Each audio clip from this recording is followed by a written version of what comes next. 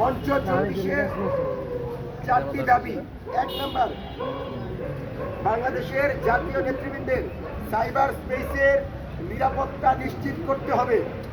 দ্বিতীয়ত, নির্বাচনের পূর্বে এবং পরে যে কোনো তথ্য সন্ত্রাস এড়াতে সরকারের পক্ষ থেকে ফ্যাক্ট চেকিং সেল চালু করতে হবে, যার মাধ্যমে সঠিক তথ্য জানার সুযোগ হবে।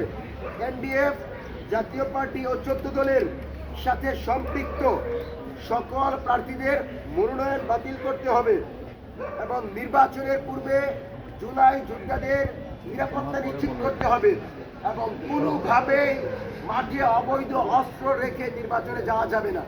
আমাদের এই দাবিগুলো স্পষ্ট এবং আমরা আশা করি সরকার সুষ্ঠু, অবাধ এবং নিরপেক্ষ নির্বাচনের বাইরে কোনো কিছু চিন্তা করবে না।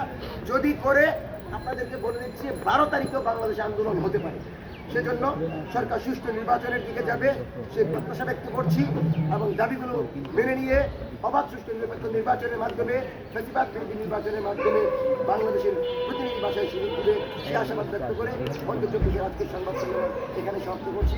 ধন্যবাদ সবাইকে। আসসালামু আলাইকুম। ধন্যবাদ আপনাদের।